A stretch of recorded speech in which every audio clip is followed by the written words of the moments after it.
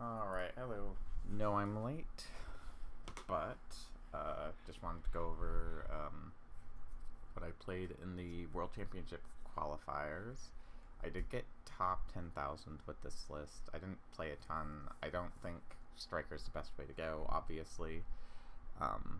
Probably Fire King Snake Eye was the best deck to play, but I found enough success with this. We're playing pretty moderately over the weekend. I was able to make my way to top 10,000. So let's go over real quick. This deck is blinding second. I found that to be the most efficient. I'm just going to talk over the cards real quick. So we're starting with, I'm playing one of Cyanos. It's a really powerful extender where you just can normal summon this or pitch a dead spell in hand in order to special it, and it grabs Rose from the deck or graveyard when it's normal or specialed. You also don't have to use this effect if you don't want to get locked, like because of SP Little Knight reasons.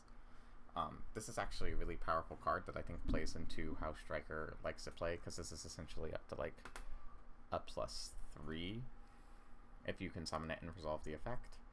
I've even found it useful for just like helping to, like, sometimes, like, you notice I'm playing enemy controller, and sometimes it just helps, like, giving bodies to resolve enemy controller and take your opponent's cards. But that's why I'm playing one of it. I think it's strong in that even if you're not aiming to use it to, like, make your inboard or anything, it's still a really powerful card you want in your deck, so I'm playing one. This deck list isn't built around drawing it, because I think this is better usually when you build the rest of your deck with it in mind. 3 Maxi because, well, it's Maxi. We're on 3 Ray. Ray is a great normal summon. Best one for this usually answers, takes a bunch of interaction away from your opponent, which is nice. She usually takes more cards from your opponent if they want to deal with her than, obviously, she's just a 1 card in hand. We're playing 1 Rose. It works with Cyanos. It helps set up linkage OTKs. Playing Rose at 1 is necessary. She can be a really powerful extender sometimes if your opponent has a monster in the EMZ. That can also negate a really powerful effect. It depends on the matchup. I played Hamp. I don't advise this generally, but I ran into 2 Pearly players and both times I ran into a situation where I would have won the game if I was on Hamp. And I think Hamp is, like, okay in other matchups, and, like, kind of mandatory to actually make the Pearly player not just sit on the towers for forever. So I put Hamp in the deck and proceeded to never go against another Pearly player again. I don't think this is required by any means, but if you see Pearly players and you want to deal with them, if you're going blind second, this is definitely a card I would recommend for that. But if you're not going against that, then Hamp is just fine. With the new support, like Azalea Temperance in particular, you can finally actually run over this in combat in order to make it destroy a second card, which is very relevant, and you can even chain block it there. We're playing Raigeki Harpies.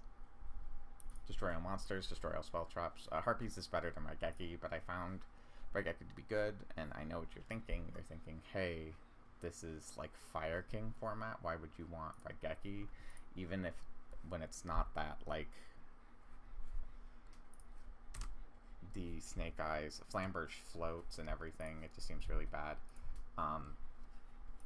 We kind of just power through that stuff in this deck usually. So, like, I found Raigeki to be a useful tool to have, and against other decks it's obviously more powerful. But I didn't have a problem with my opponent's monsters floating too much. Duster I think is good. I think Raigeki's pretty cuttable. Hamp and Raigeki are the most cuttable cards we've seen so far. Rhoda, this is just extra copies of Ray, or sometimes Rose if you need a special summon extender from hand and you already have Ray. We have 3 Engage. This searches anything. It can draw a card. Incredible card. I'm on 3 Afterburners. We're going second. This card is really good at breaking boards where you can take care of a monster and then take care of a back row. It's really important to be able to, for the Fire King deck, take out the, this guy right here, Fire King Island. being able to destroy island will nuke their board and ruin their follow-up. And then you're just going to have to answer what their board floats into, essentially. I'm on 2 talents, which is because I don't like drawing multiples of once per turns, but talents is also like just a really powerful card. There's some ratio stuff in here that's weird, and this is one of them. This should probably be at 1, but I don't know what I'd want to put in here and to like make up for it. You could just put like upstart. Like I think cutting talents, Hamp, and Raigeki for upstarts would probably be fine, or putting in like an imperm or something maybe. But it's like, this is a really powerful board breaking tool. I think it's a very strong and should generally be considered at least at 1 in like any Sky Striker deck. Thrust, this is basically extra copies of talents, or can get us Raigeki or Harpies.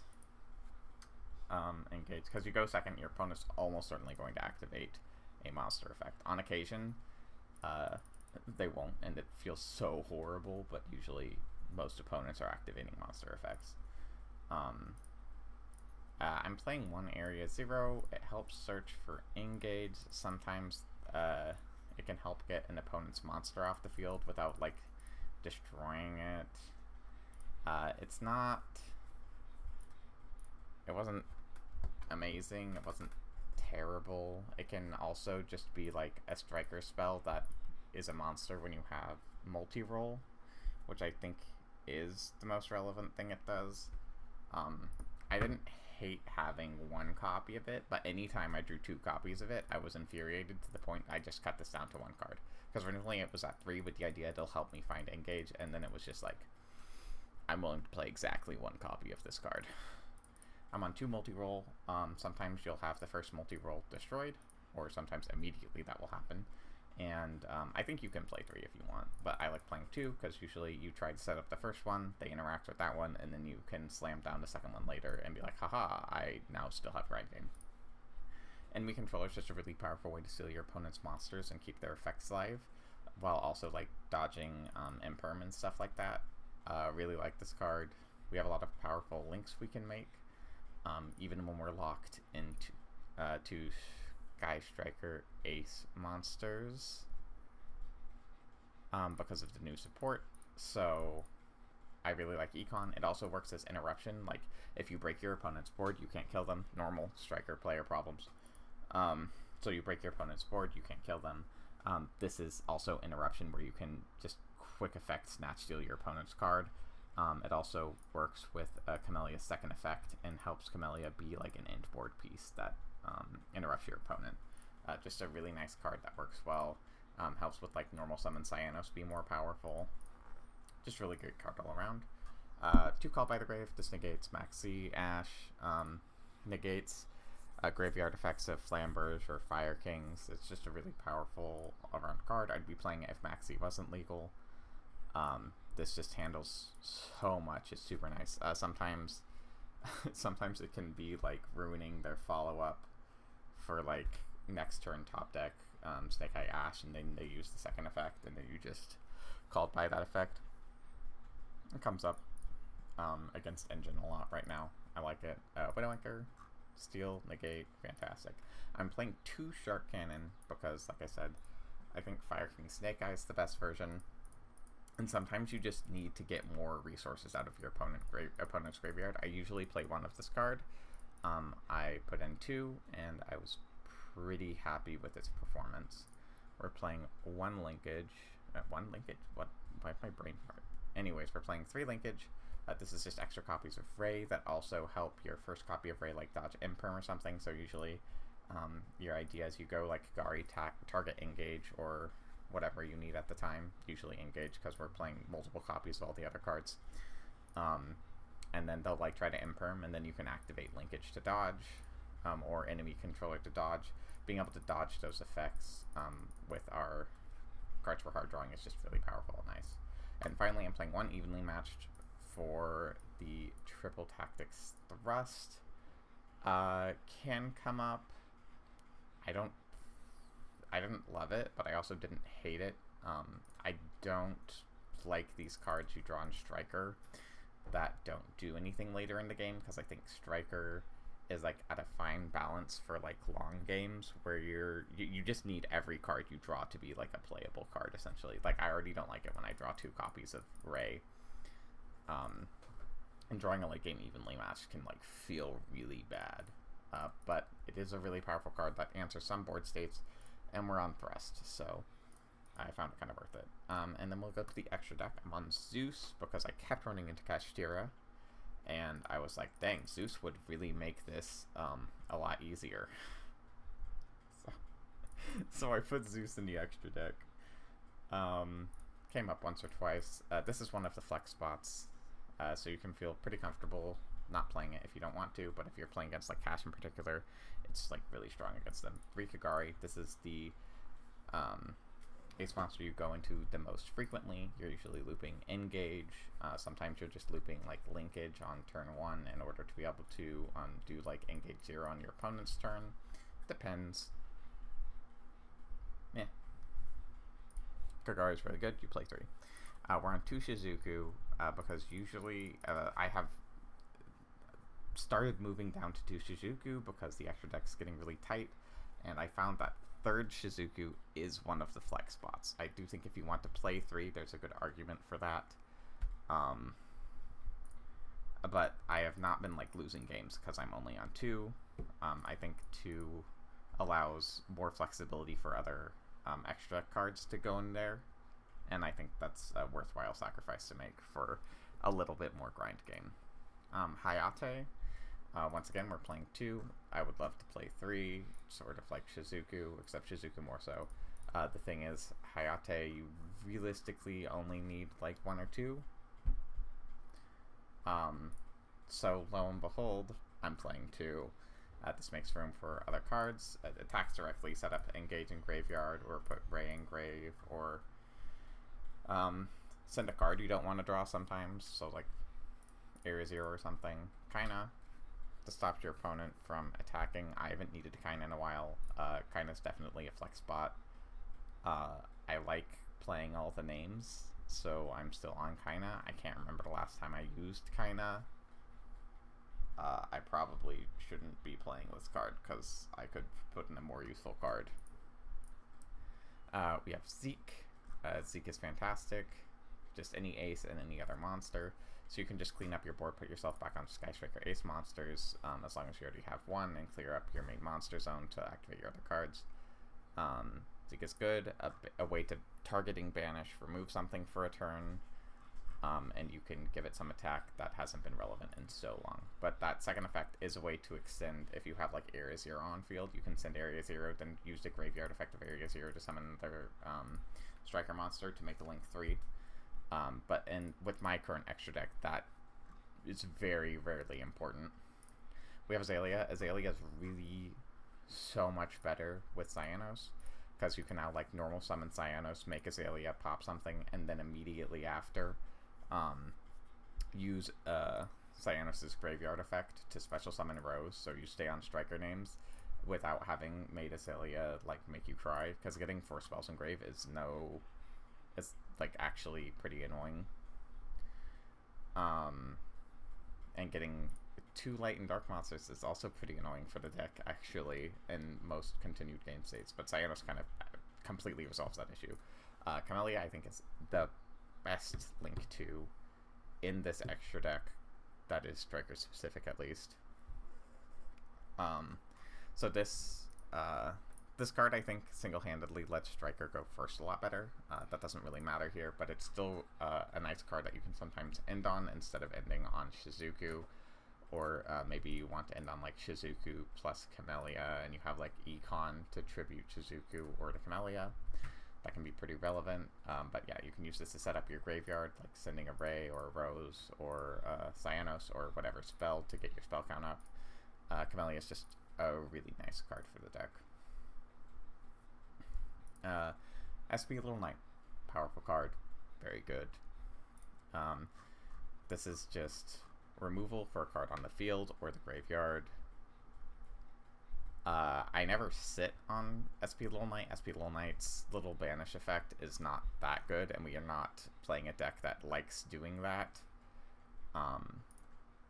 But her first effect is insanely powerful. All of your stuff is link 1, so you can like make a Kagari, steal one of their monsters, and then link it in SP Little Knight to banish something in the graveyard or on the field. You can't attack directly, but that doesn't always matter. Engage 0, this is definitely a flex spot, but it will awkwardly... this can be... I've never actually run into it, where you know where it says, just remember, you can't use this as link material. So, don't forget that. I've never run into that actually being a problem. I know a bunch of people have been like, oh no, like, it can't be used as link material, you're gonna get stuck on it. And I've never been stuck on it, but it's also just only oh so useful. Usually I found it useful for stopping like a special summoned unicorn or Promethean Princess. I also stopped an access code with it once. I think this is worth the slot. It just makes linkage like a poor man's like imperm sometimes, and sometimes a poor man's imperm is enough to make your opponent like really annoyed. I think it turning linkage into a kind of sad imperm effect is just honestly worth it. The last card I'm playing, this is another flex spot, but we're playing it because it's a Sky Striker Ace name, which means when you're under your linkage lock, you can still make this. And this is just a removal of a monster with 2500 or less attack. You use it to equip it to this guy. It also floats into an ace monster when it's destroyed by battle, which did come up once against exactly. Once again, like, I can't begin to say Unicorn, Kashtira Unicorn, has very convenient stats for all this. So I had it where it was, it's high, it's high enough so you can negate it with Engage 0, and it's low enough so you can equip it with Azalea Temperance, and it's also the same as Azalea Temperance, so you can like Crash Temperance, Special Summon Ray, and Special Summon like a Kagari from Brave or something. It's just a really nice, against like Kashtira specifically sometimes. It's a little... It's pretty situational, but a bunch of these cards are. But yeah, I like this deck. It performed surprisingly well. It was made to go second and be a little easier for me to play over long periods of time, and I think it did that job pretty well. Pretty extra deck. The flex spots, I would say, would be Zeus, Engage 0, and Azalea Temperance in particular. So if you want to put in like access code or something, you can do that. But I did not miss access code. And I think this deck performed surprisingly well. Anyways, that's all I really have to say on this one right now. It was fun getting top 10,000. I hope to continue to do so and post new videos when I do that. Alright, I shall be heading out now. Peace.